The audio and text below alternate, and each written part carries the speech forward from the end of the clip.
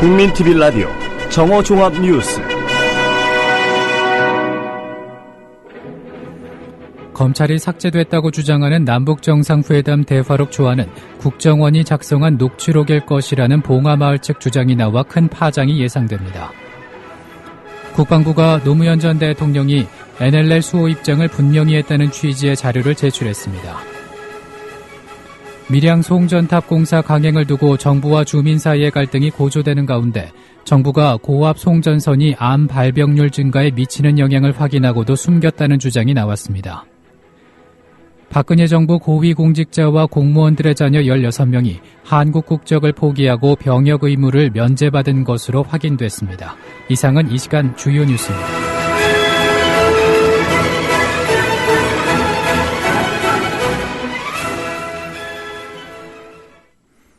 국민TV 라디오 정오종합뉴스 첫 소식입니다. 검찰이 삭제됐다고 주장하는 남북정상회담 대화록 초안은 국정원이 작성한 녹취록일 것이라는 봉하마을 측 주장이 나와 큰 파장이 예상됩니다.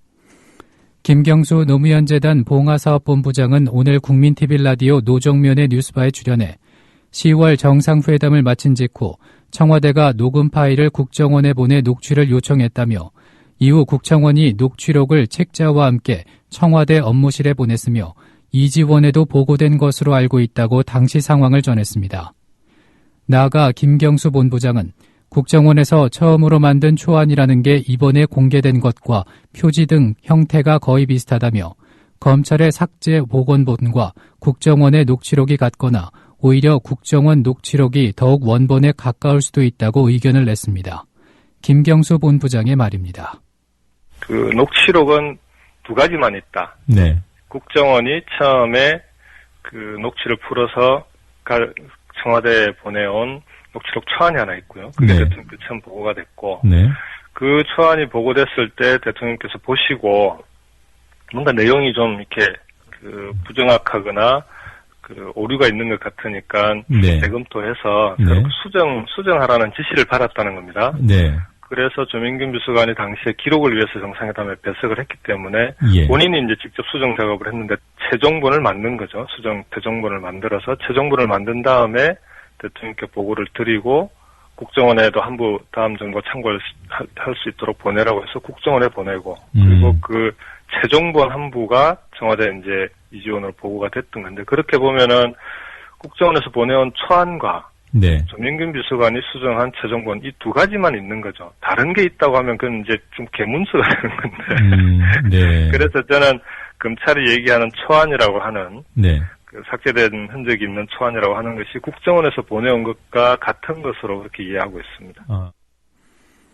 국방부가 노무현 전 대통령이 NLL 수호 입장을 분명히 했다는 취지의 자료를 제출했습니다. 국방부가 어제 전해철 민주당 의원에게 제출한 자료에 따르면 국방부는 2007년 남북 국방장관 회담 계획을 보고할 때 두 가지 원칙에 따라 회담 대책과 협상 방향을 수립해 노무현 대통령에게 보고했고 대통령은 이를 승인했습니다. 이는 김장수 청와대 국가안보실장이 지난 4일 국회 운영위원회에서 노무현 전 대통령이 NLL 문제와 관련해 회담을 소신껏 하고 오라고 말했고 그 결과 소신껏 NLL을 지킬 수 있었다고 밝힌 것과 일치하는 내용입니다. 이를 보도한 한겨레는 노무현 전 대통령이 NLL 준수 원칙을 승인했다고 국방부가 문서를 통해 공식 확인함에 따라 노무현 전 대통령이 김정일 국방위원장과의 남북정상회담에서 NLL 포기 발언을 했고 이를 감추기 위해 대화록을 수정 폐기했다는 일부 보수 세력과 새누리당의 공세는 설득력이 떨어지게 됐다고 평했습니다. 참여정부 당시 보건복지부를 책임졌던 유시민 전 장관은 박근혜 정부의 노인복지 정책인 기초연금 제정안과 관련해 영원한 재정 절감을 위한 일시적 복지 지출 확대라고 규정했습니다. 유시민 전 장관은 오늘 국민TV 라디오 노종면의 뉴스바에 출연해 노인 세대 전체로 보게 되면 정부가 노인복지 지출을 영원히 줄이기 위해서 박근혜 대통령 임기 동안의 일시적인 재정 지출, 복지 지출 확대를 감수하는 것이라면서 삭감을 하려면 현행법이 그런 것처럼 그 사람의 소득 인정액 또는 소득 전체를 기준으로 삼아서 삭감해야 하는데 소득 중 국민연금에서 나오는 소득만 따로 빼내서 감액하는 것은 부당하다고 비판했습니다. 유시민 전 장관의 말입니다. 자, 이 국민연금 장기가입자의 손해 여부를 둘러싸고 논란이 있었는데 박근혜 대통령은 명확하게 어떤 경우에도 손해가 없다 이런 입장을 밝혔어요. 그거는 사태를 잘못 파악한 거죠. 왜냐하면 장기가입자, 국민연금 장기가입자가 20만 원이 아니라 5만 원만 받는다고 가정해보죠. 네. 삭감돼가지고. 네. 그 5만 원만큼이 이익이잖아요. 못 받는 거에 비하면. 예. 국민연금액이 깎이는 건 아니에요. 네. 국민연금 수급액이. 그러나 기초연금액이 깎이잖아요. 그렇죠. 네. 그러면 예컨대 똑같이 한 달에 50만 원 소득이 있는데 어떤 사람은 그게 임대소득이고 어떤 사람은 국민연금 수급액이라고 가정해보죠. 네.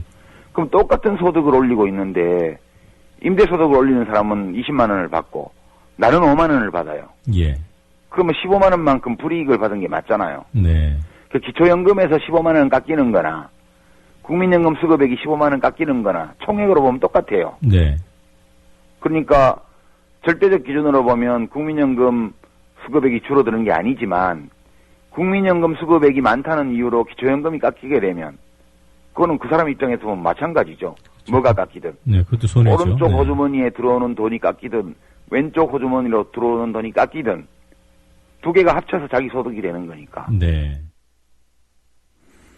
밀양 송전탑 공사 강행을 두고 정부와 주민 사이의 갈등이 고조되는 가운데 정부가 고압 송전선이 암 발병률 증가에 미치는 영향을 확인하고도 숨겼다는 주장이 나왔습니다.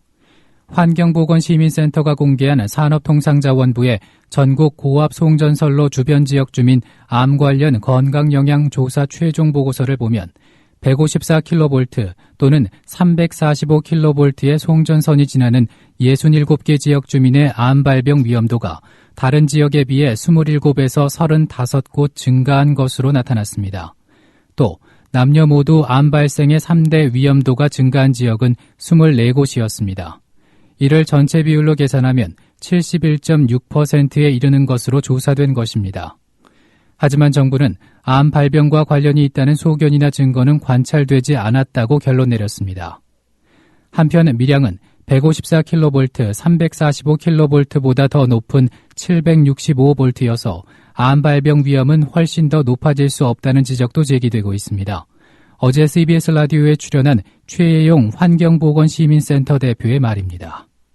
예. 또 정부 보고서를 지금 분석한 거예요. 저희들이 조사한 게 아니고. 예, 네, 그랬더니 보니까 지금 밀양에서 만들려고 하는 765의 경우에 거의 한 80m, 100m까지도 세계보건기구가 정한 그런 그 바람 가능성 있는 어떤 그런 전자파의 세기를 전부 초과하는 것으로 나와요. 예. 그러니 주민들이 우려하죠. 알겠습니다. 네. 얘기 나온 김에 저희들이 말한 것은 그래서 전자파를 차폐시키는 어떤 그런 지중화 방식으로 시도를 이제부터는 해야 된다. 땅속으로 해야 된다 그 말인 거죠? 네네. 조계종 34대 총무원장 선거를 하루 앞두고 자승 스님과 보선 스님 등 유력 후보 스님들은 일제히 선거운동을 마무리 짓고 공명선거를 다짐하는 담화문을 발표할 예정입니다. 기호 1번 자승 스님은 오늘 오전까지 경상도 지역 교구본사 몇 곳을 돌며 막판 지지세 확산에 총력을 기울인 뒤 오후 늦게쯤 공명선거를 다짐하는 담화문을 밝힐 계획입니다. 기호 2번 보선 스님은 어제 수도권 지역 사찰 2곳에서 종책 홍보 간담회를 연 것을 끝으로 이제는 선거운동을 접고 자승 스님 측과 마찬가지로 오후 늦게쯤 공명선거를 다짐하는 담화문을 발표한다는 방침입니다. 한편 명진 스님은 어제 국민TV 라디오 조상훈의 뉴스피디에 출연해 조계종 총무원장 선거의 혼탁상을 우려하며 자승 스님에 대한 비판 입장을 표시해 눈길을 끌었습니다. 명진 스님의 말입니다. 그 보선 스님 기자회견을 가졌는데 현 총무원장인 자승 스님으로부터 협박 전화를 받았다 이런 주장을 했습니다. 어느 지역의 선거인단 선출 과정에 자승 스님 쪽 사람들이 많이 선거인단에 선출이 됐는데 그게 부정이었다는 게 이제 중앙선관위에 저희들 조계종의 중앙선관위의 이제 결정입니다. 예. 근데 그 마곡사 주지 선거인단을 살려주는 조건으로 보선 스님의 다른 약점들을 덮어주겠다라는 이런 협박을 했다고 제가 알고 있습니다. 예. 이제 이거는 보선 스님이 주장하신 바고요. 그러나 자승 총무원장은 추범 때부터 이상득 의원을 대동해서 직접 그 대통령 선거 운동을 도와줍니다. 예. 그리고 747 불교 지원단이라는 단체를 만들어서 거기 상임 고문을 맡아가지고 결국 이명박 정권 출범에 아주 협력한 공을 세웁니다. 이어서 논평입니다. 오늘은 이런 교과서가 어떻게 검정 통과했나라는 제목으로 본방송 조상훈 사무국장의 논평이 있겠습니다. 대한민국 임시정부의 법통을 계승한 대한민국의 정통성을 부정하거나 왜곡 비방하는 내용이 있는가? 대한민국의 자유민주적 기본 질서와 이에 입각한 평화통일 정책을 부정하거나 왜곡 비방하는 내용이 있는가? 대한민국의 국가체제인 민주공화국을 부정하거나 왜곡 비방하는 내용이 있는가? 대한민국 영토가 한반도와 그 부속 도서임을 부정하거나 왜곡 비방하는 내용이 있으며 특별한 이유 없이 독도 표시와 동해 용어 표기가 되어 있지 않은 내용이 있는가? 파당적 개인적 편견을 전파하거나 특정 종교 교육을 위한 방편으로 이용된 내용이 있는가? 타인에 공표되지 아니한 저작물을 표절 또는 모작하거나 타인에 공표된 저작물을 현저하게 표절 또는 모작한 내용이 있는가? 교육부 한국교육과정평가원 국사편찬위원회가 지난 2011년 발표한 초중등학교 교과형 도서편찬상의 공통 검정 기준 중 일부입니다. 민주당 박혜자 의원이 이 검정 기준을 친일 독재 미화 논란이 일고 있는 교학사 고교 한국사 교과서에 적용해 분석해 봤다고 합니다. 그 결과 교학사 교과서에서는 앞서 언급한 6가지 기준에 모두 저촉되는 하자가 발견됐다는 것입니다. 박혜자 의원이 분석한 결과에 따르면 교학사 교과서는 연표 등에서 대한민국 임시정부 수립일을 생략했고 독재를 미화하고 민주화 운동의 의미를 축소했으며 독도와 통해 표기를 누락했으며 역대 정권에 대한 평가를 편향적으로 서술했으며 일부 항목에서 한국 민족문화 백과사전 등을 표절한 의심이 있다는 것입니다. 모두 9개의 심사 기준 중 1개라도 문제 있음 판정을 받으면 해당 교과서는 검정을 통과할 수 없다고 합니다. 그런데 교학사 교과서는 최대 6개에서 최소 2개의 심사 기준에 미달한다는 게 박혜자 의원의 주장입니다. 박 의원은 검정 기준을 충족하지 못해 불합격 처리돼야 할 교과서가 검정을 통과했다며 어떤 특혜를 받아 통과된 것인지 조사해야 한다고 밝혔습니다. 일본 극우 언론이 교학사 교과서를 한국판 후쇼사 교과서라고 극찬한 이유가 박 의원의 분석을 통해 다시 한번 입증된 셈입니다. 실상이 이런데도 정부는 교학사 교과서를 7종의 다른 교과서와 함께 이달 말까지 수정 보완만 하겠다는 입장입니다. 교육당국은 지금이라도 교학사 교과서에 대한 검정을 취소해야 합니다. 제 나라의 역사를 부정하고 왜곡 비방하는 교과서를 방치하는 행위야말로 내라는 뭐가 아니고 무엇이겠습니까? 국민TV 라디오 논평이었습니다. 이상으로 정오종합 뉴스를 마칩니다.